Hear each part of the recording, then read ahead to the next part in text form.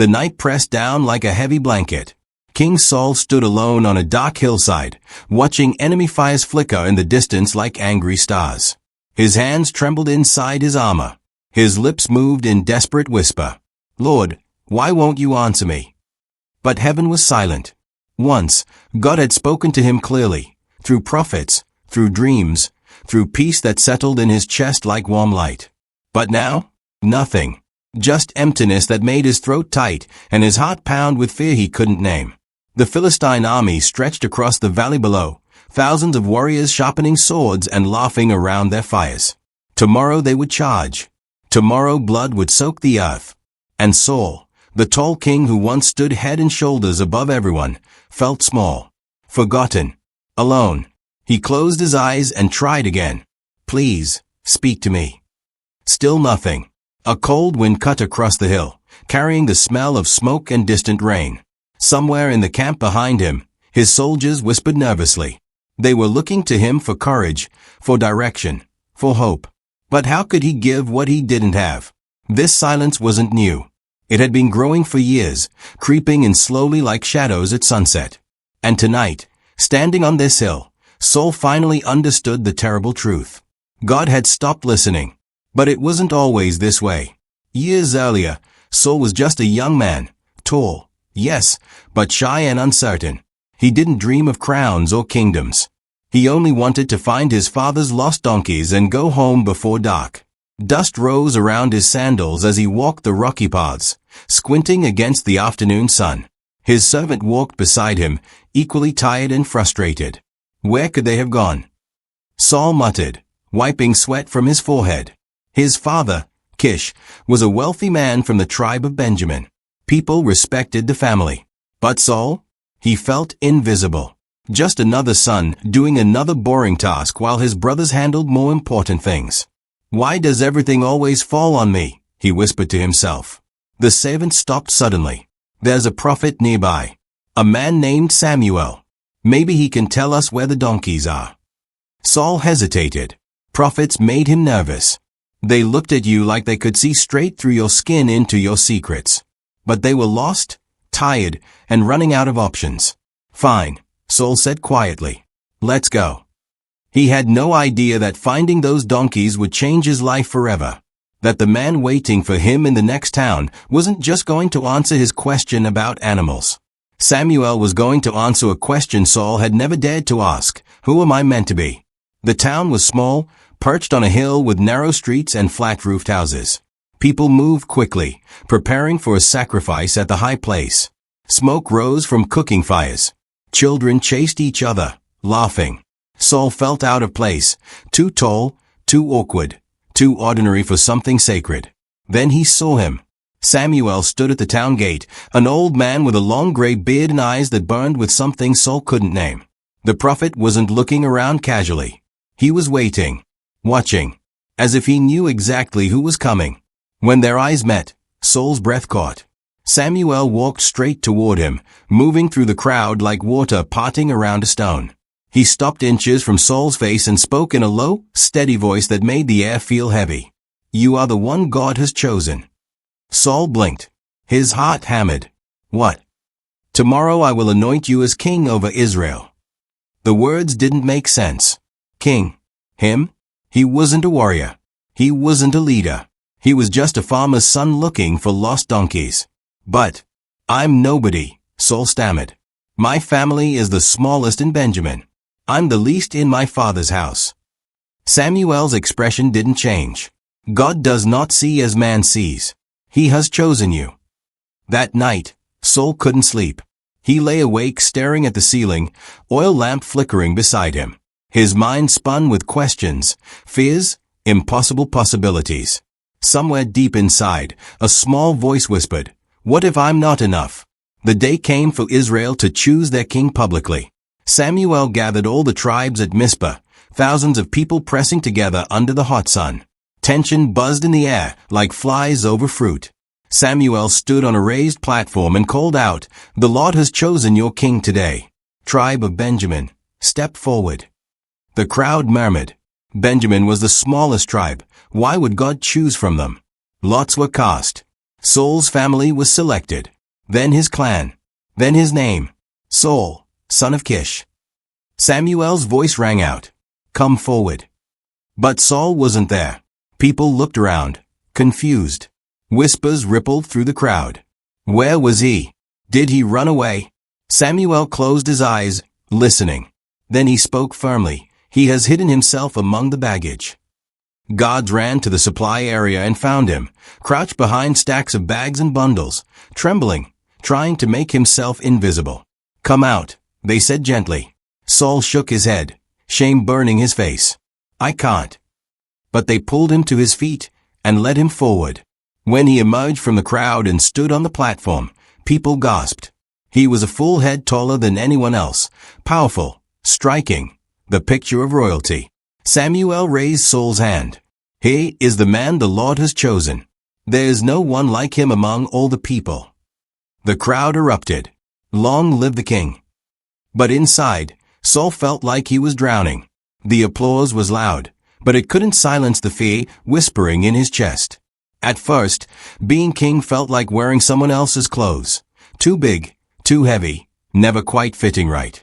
But then came the battle against Nahash the Ammonite, and everything changed.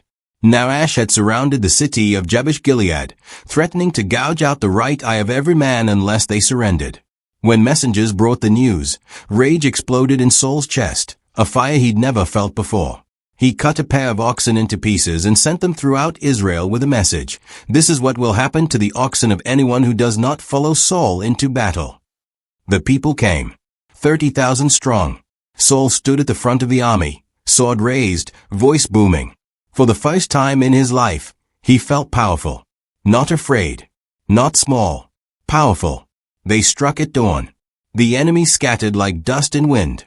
Victory was swift, brutal, complete. When Saul returned to camp, soldiers chanted his name. Women danced. Old men wept with gratitude. Israel finally had a king who could protect them. That night, sitting alone in his tent, Saul stared at his hands. They'd held a sword. They'd led an army. They'd won. He whispered to himself, maybe I can do this. The taste of victory was sweet. Sweeter than anything he'd ever known. But victories can create expectations. And expectations can crush a man who still doesn't believe is enough. The Philistines gathered for war, chariots, horsemen, soldiers as numerous as sand on the seashore. Their camp stretched for miles. The sight of them made Saul's stomach turn to stone. Samuel had given clear instructions. Wait 7 days. I will come to offer sacrifices and tell you what to do. So Saul waited. But as the days passed, panic spread through the Israelite camp like sickness. Soldiers saw the size of the Philistine army and began to desert. Some hid in caves. Others fled across the Jordan River. The army that had seemed so strong was melting away like snow under sun. Saul paced back and forth, watching men disappear into the hills. His officers pressed him. Do something. We're losing everyone. Samuel will come, Saul said, but his voice cracked. Day 6. Day 7. Still no Samuel. By the morning of the 7th day, Saul's hands shook. His army had shrunk to almost nothing. The Philistines would attack any moment. Fear clawed at his throat like a living thing. Bring the burnt offering, Saul commanded. His officers hesitated. My lord, that's the priest's job. Bring it. Saul shouted. They obeyed. Saul lifted the sacrifice with trembling hands and offered it himself. The smoke rose. The people watched in uneasy silence. The moment it was finished, Saul exhaled. There. Done. Maybe now God would help them. Maybe now. Footsteps. Saul turned. Samuel was walking up the hill, staff in hand, eyes like iron. Samuel didn't speak at first. He just stared at Saul with a look that made the king's insides twist. Then, in a voice colder than winter wind, he asked, What have you done? Saul's throat went dry. Words tumbled out in a desperate rush. The men were scattering. The Philistines were gathering. You didn't come when you said you would. I felt compelled. I had to do something. So I offered the sacrifice myself. Samuel's expression didn't soften. If anything, it grew harder. You have done a foolish thing, Samuel said slowly. You have not kept the command the Lord your God gave you. If you had obeyed, he would have established your kingdom over Israel forever." The word forever hung in the air like thunder. "But now," Samuel continued, each word falling like a stone, "your kingdom will not endure. The Lord has sought out a man after his own heart and appointed him leader over his people, because you have not kept the Lord's command." Saul felt the ground shift beneath him. "Wait, no, I can fix this. I can." But Samuel turned and walked away, staff tapping against the stones. He didn't look back. Saul stood frozen, watching the prophet disappear down the path. Around him, soldiers whispered nervously. The sacrifice still smoked on the altar. Something inside Saul cracked that day. Not loudly. Not all at once. Just a hairline fracture in his soul, thin as spider silk. But cracks, once formed, only grow wider. Months passed. Saul won more battles. The people still cheered his name. On the outside, everything looked fine. But inside, something dark had begun to grow. Late at night, alone in his tent, Saul stared at his reflection in a polished bronze mirror. The face looking back seemed older, harder, haunted by shadows that hadn't been there before. A whisper rose in his mind, soft at first, then louder, "You're losing everything. The prophet rejected you. God is looking for someone else. You're not enough. You never were." Saul squeezed his eyes shut, trying to silence the voice. But it wouldn't stop. He didn't know it yet, but somewhere in the hills of Bethlehem, a young shepherd boy was tending his father's sheep. A boy with bright eyes and a brave heart. A boy who sang to God under the stars and didn't fear lions or bears. A boy named David. Samuel had already visited him in secret, carrying a horn of oil. The old prophet had parted over the boy's head while his brothers watched in shock. "The Lord has chosen you," Samuel had said quietly. David didn't understand what it meant. Not yet. He just went back to the sheep, back to his songs, back to his simple life. But destiny was already moving. Wheels were already turning. And when Saul and David finally met, it would ignite something neither of them could control. The Philistines returned, and this time they brought a giant. Goliath stood over 9 feet tall, covered in bronze armor that gleamed like fire in the sun. His voice boomed across the valley of Elah, shaking the air itself. "Choose a man to fight me. If he wins, we'll be your servants. If I win, you serve us." For 40 days, Goliath mocked Israel. And for 40 days, Saul's army cowered in their tents, too terrified to move. Saul sat in his tent, head in his hands. He was the king. He should be the one to fight. But fear had wrapped around his chest like iron bands. He couldn't breathe, couldn't think, couldn't move. Then a boy arrived at camp, small, sunburned, carrying food for his brothers. David.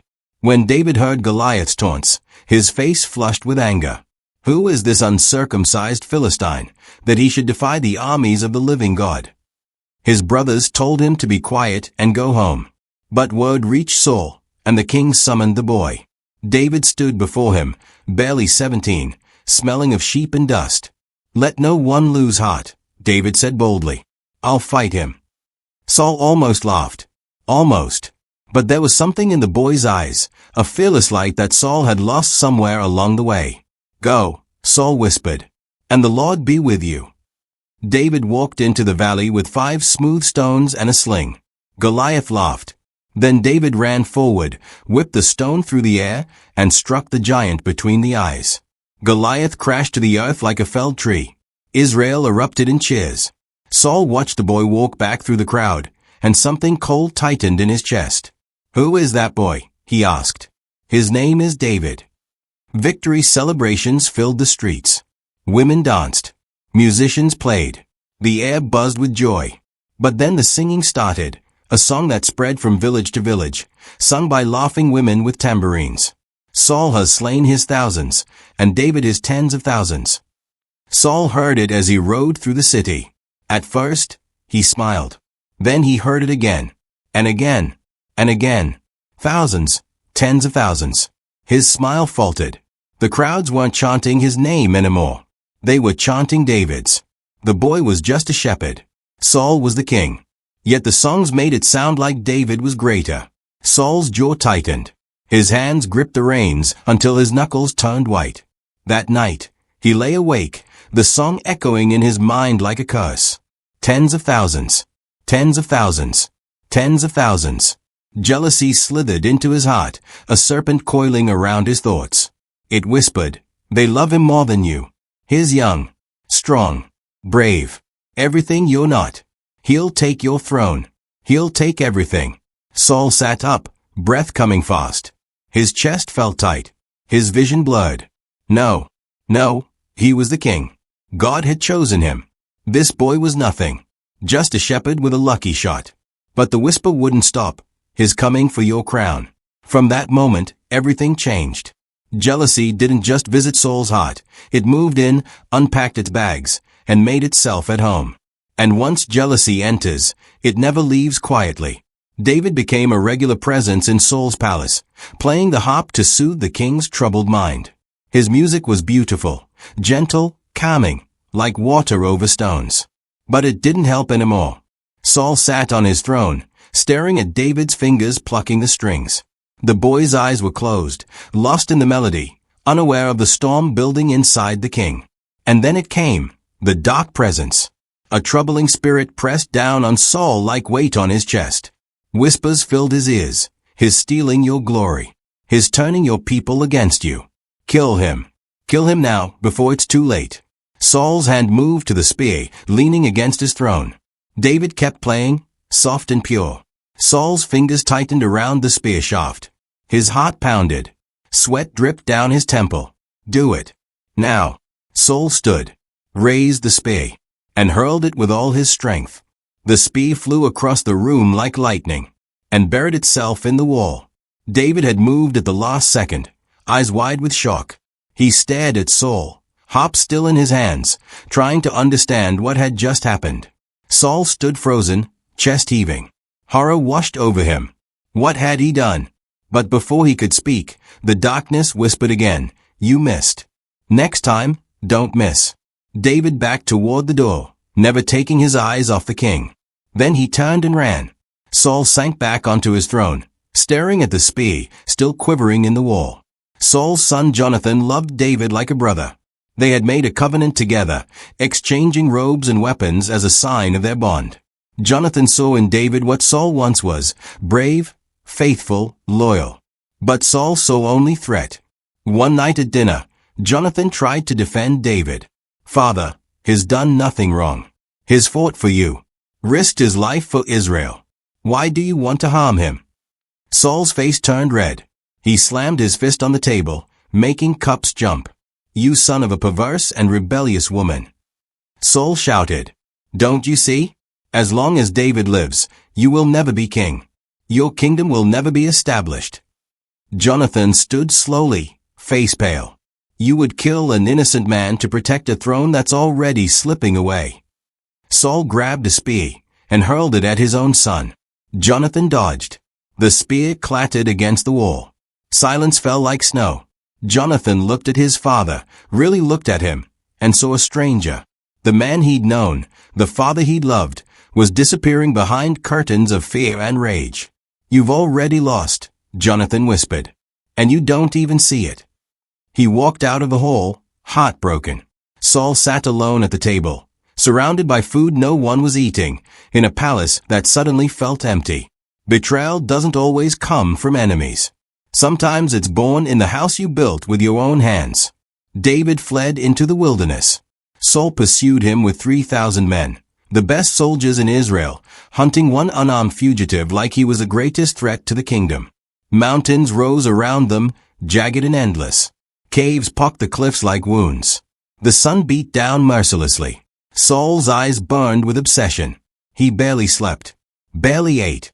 Every report of David's location sent him racing forward, sword drawn, heart pounding with rage he couldn't name. His men whispered behind his back, "Why are we chasing David? He's done nothing wrong." But Saul didn't care. He couldn't stop. The voice in his head wouldn't let him. Find him. Kill him. Before it's too late. They searched caves, combed valleys, climbed cliffs.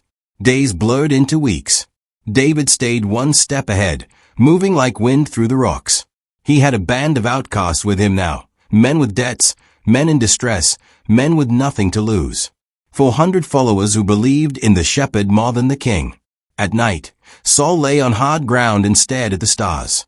Sometimes, in rare quiet moments, he wondered, what am I doing? Why can't I stop? But morning always came.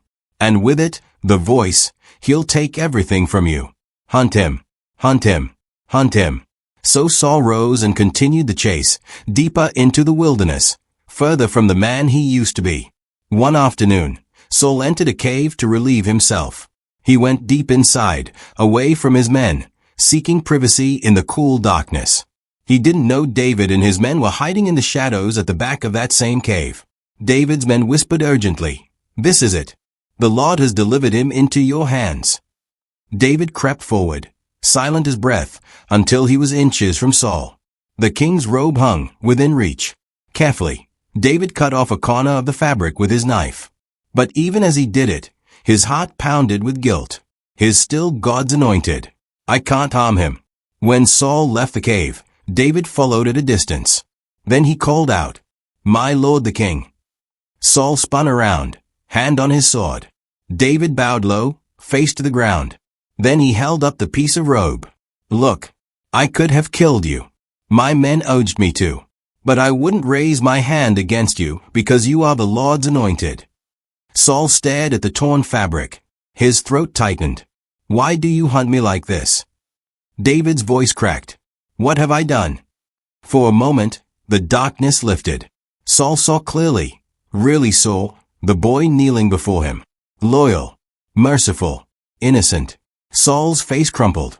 He wept openly, shoulders shaking. "You are more righteous than I. You've repaid me good for evil."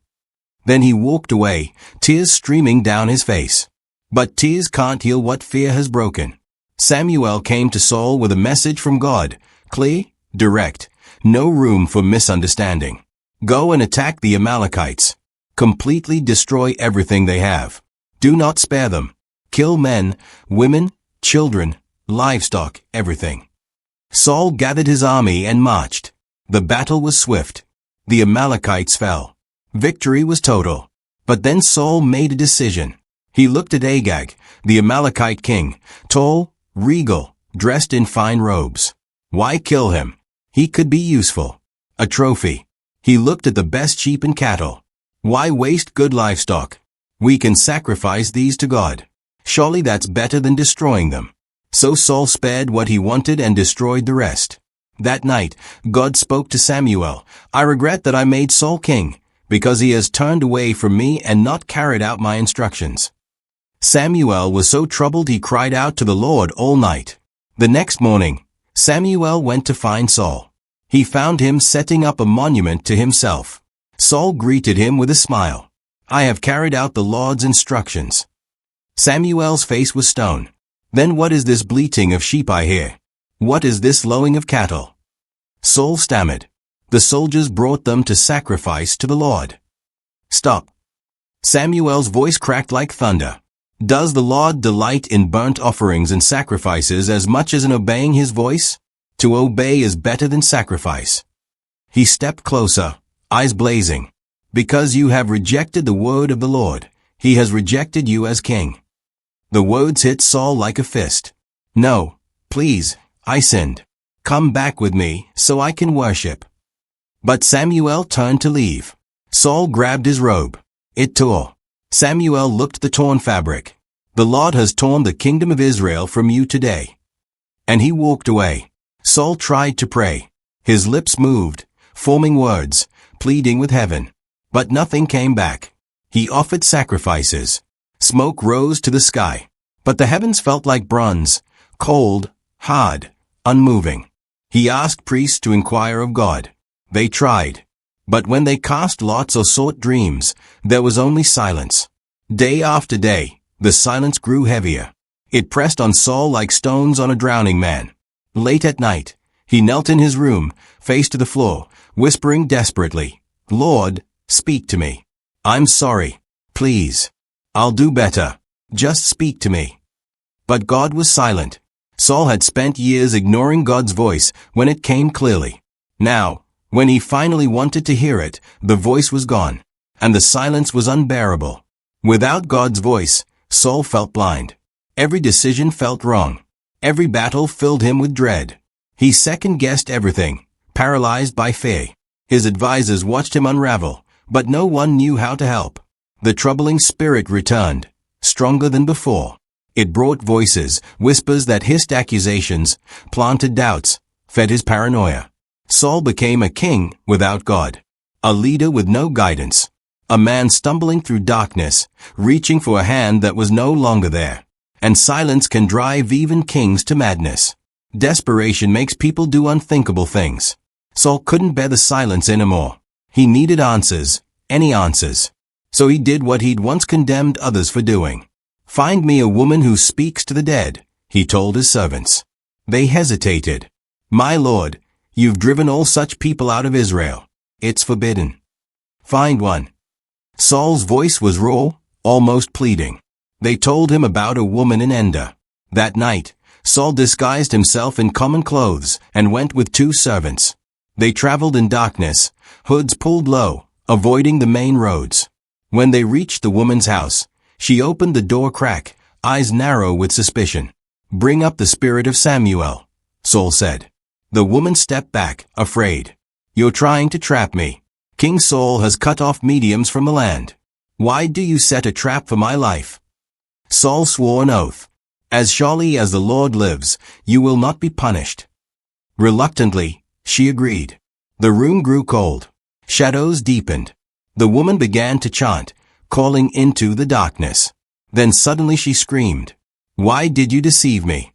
You are Saul." Saul's heart pounded. "Don't be afraid. What do you see?" Her voice trembled. "I see a spirit coming up from the earth. An old man wrapped in a robe." Saul knew immediately. Samuel. He fell face down, terror and hope twisting in his chest. "The Philistines are fighting against me, and God has departed." The voice that came was not comforting. It was cold, final. Samuel's spirit spoke, and the words were like ice water in Saul's veins. "Why do you consult me, now that the Lord has departed from you? The Lord has done what he predicted through me. He has torn the kingdom from your hands and given it to David." Saul's breath came in short gasps. He tried to speak, but no sound came. Samuel's voice continued, relentless, "Because you did not obey the Lord, he has done this to you today. The Lord will deliver both Israel and you into the hands of the Philistines." A pause. Heavy. Suffocating. Then the final blow. "Tomorrow you and your sons will be with me." The words echoed in the darkness. "Tomorrow. You. Your sons. Dead." Saul collapsed, his full length on the ground. His strength was gone. He hadn't eaten all day, and now terror drained what little remained. He lay there, trembling, unable to move. The woman tried to help him up, offering food. His servants begged him to eat. Finally, mechanically, Saul forced bread and meat into his mouth. He tasted nothing. Then he stood, pulled his cloak around him, and walked out into the night. Behind him, the woman watched him go, eyes full of pity. She'd seen many broken men, but she'd never seen a king so utterly destroyed. Tomorrow was coming, and Saul knew there was no escape. Dawn came gray and cold. Saul sat alone in his tent, staring at nothing. His servants moved quietly around him, packing armor, sharpening weapons. But Saul barely noticed. He was trapped inside his own mind, replaying every mistake, every choice, every moment that had led him here. Where did it go wrong? Was it the sacrifice he offered too soon? The Amalekite king he spared? The innocent man he hunted through the wilderness? Or was it something deeper, something rotten at his core that had been there all along? He thought of young Saul, hiding among the baggage, afraid of a crown.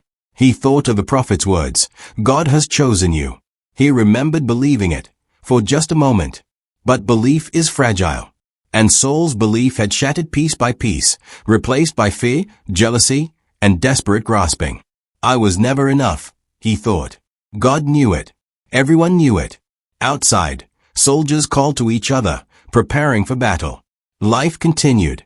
The world moved forward, indifferent to Saul's collapse. No one came to his tent. No one asked if he was ready. He was the king. Of course he was ready. Kings are always ready. But inside, Saul felt like a child again, small and lost. He stood slowly, joints aching, and began putting on his armor. Each piece felt heavier than the last. Tomorrow had arrived.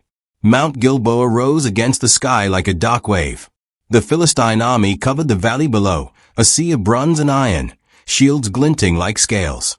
Saul stood with his sons, Jonathan, Abinadab, Malchishua, and his army. They were outnumbered, outmatched. The outcome was already written. But they would fight anyway. The Philistines charged with a roar that shook the earth. Thousands of footsteps thundering, chariots rumbling, war cries splitting the air. Saul drew his sword and met them head-on. The battle was chaos. Blood and screams and the clash of metal. Men fell like grain before a scythe. The ground turned slick and red. Saul fought like a man possessed.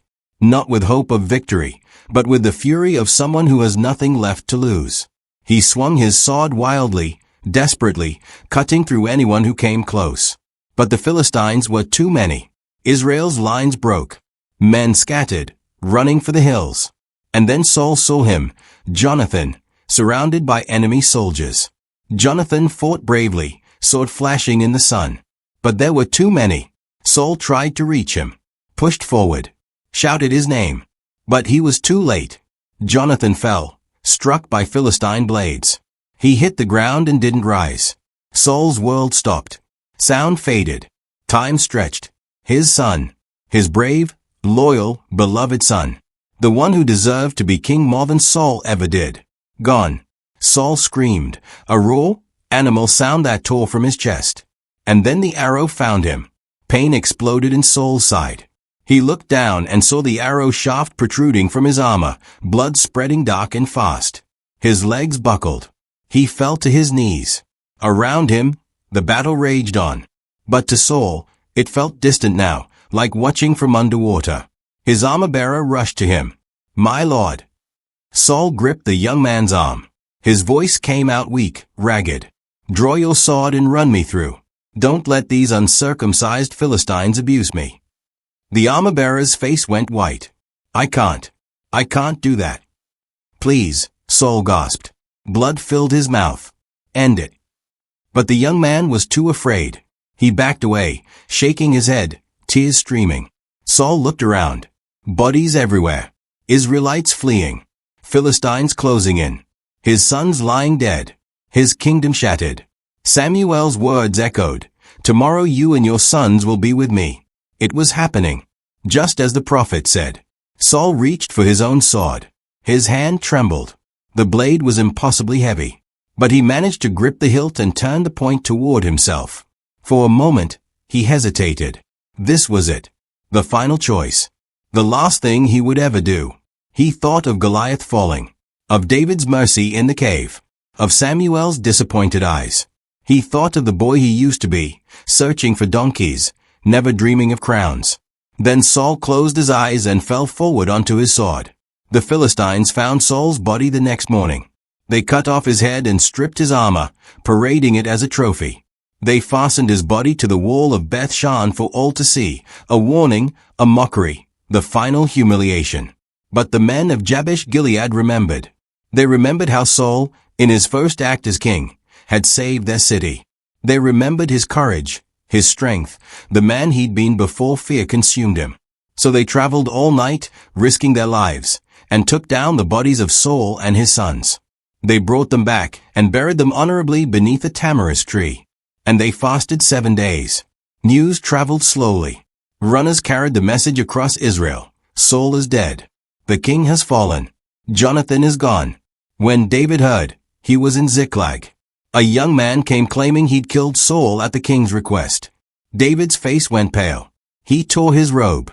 "How were you not afraid to lift your hand to destroy the Lord's anointed?" David wept, not with relief, but with genuine grief. This was the man who'd hunted him, thrown spears at him. Yet David mourned him like a father. He composed a lament, his voice breaking. "Your glory, O Israel, lies slain on your heights, how the mighty have fallen." David commanded it be taught to all Judah. He wanted Saul remembered not for his failures, but for what he'd once been, God's chosen, Israel's first king. The kingdom began its transfer. Not through violence, not through celebration, but through honor, through grief. Heaven watched. The crown was moving. Time passed. David became king, just as Samuel had prophesied. He ruled with wisdom, courage, and a heart that pursued God even when he stumbled. But he never forgot Saul. Years later, David would look back and see the truth more clearly than anyone. Saul wasn't rejected because he was unworthy. Every human is unworthy. God chooses the unlikely, the broken, the small. That was never the problem. Saul was rejected because he refused to heal. He carried wounds, insecurity, fear of man, desperate need for approval, and instead of bringing them to God, he buried them. He hid them under a crown, under armor, under the roar of crowds. Those wounds festered. They infected everything he touched. They turned blessings into burdens and friends into threats. God could have worked with Saul's weakness. God specializes in weakness. But he couldn't work with Saul's refusal to be honest. Saul spent his whole reign pretending to be strong, pretending to be certain, pretending to be enough. And the pretending killed him more surely than any Philistine sword. The tragedy wasn't that Saul failed. The tragedy was that he never let God into his failures. David failed too. Terribly. Adultery, murder, deception. But David ran toward God in his brokenness. He wrote Psalm 51 with tears, "Create in me a clean heart, O God." That was the difference. Not perfection. Honesty. Saul could have been great. But greatness requires vulnerability, and vulnerability requires trust. The crown went to David. But it didn't go with fanfare or immediate glory. David was anointed king over Judah first. Then years passed, years of civil war, of struggle, of waiting. But David waited with faith, not fear. He didn't grasp. He didn't force. He trusted God's timing. When he finally became king over all Israel, he danced before the ark with such abandon that his own wife mocked him. But David didn't care about dignity or image.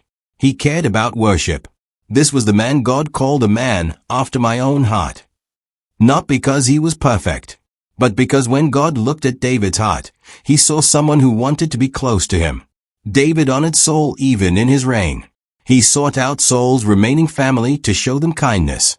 He found Mephibosheth, Jonathan's crippled son, and brought him to eat at the king's table. "Don't be afraid," David told him. "I will show you kindness for the sake of your father Jonathan." This was the kingdom Saul lost. A kingdom built not on fear, but on faithfulness. Not on performance, but on the relentless, pursuing love of God. The transfer was complete. The torch had passed. Israel had a new king, one who would stumble and rise, fail and repent, but never stop running toward God. And somewhere, perhaps Samuel smiled. God's plan had never been derailed. The kingdom was always going where it belonged, to the heart willing to be broken open before God. The story of Saul ends on Mount Gilboa. But its lesson echoes through every generation, every century, every human heart that's ever worn a crown. Saul teaches us one of the oldest truths of destiny, that a crown can be given in a moment, but character is built over a lifetime. God chose Saul. That was never in question. But choosing doesn't mean forcing. God gave Saul every opportunity, every warning, every chance to turn back. But Saul chose fear over faith, performance over authenticity, control over surrender. And so the crown slipped through his fingers like water. 6 lessons burn bright from Saul's story. Feist. Obedience protects destiny more than talent ever can. Saul was tall, strong, capable, but he lost everything because he wouldn't simply obey. Second, unhealed insecurity becomes the enemy within. The wounds we refuse to address will eventually destroy what we're building. Third, jealousy blinds you to your own purpose. Saul spent years chasing David and lost sight of what God had called him to do. Fourth, silence from God is not abandonment, it's a call to return. God's silence was an invitation for Saul to stop, reflect, repent. Fifth, leadership collapses when identity depends on applause. Saul needed the crowd's approval to feel valuable. And when the songs changed, so did his soul. Sixth, A crown without character becomes a curse. Saul's fall is not just ancient history. It's a warning written for every heart that carries fear, every life that struggles with control. The answer God gave Saul, the answer he gives us, is this: you don't have to be enough. You just have to be willing. Willing to be honest. Willing to heal. Willing to trust that the God who chose you will sustain you. Saul's story ends in tragedy, but it doesn't have to be your story, because the same God who raised up David is still in the business of redeeming broken people and writing new chapters. The question isn't whether you're qualified. The question is, will you let God heal what's broken, or will you hide it under a crown?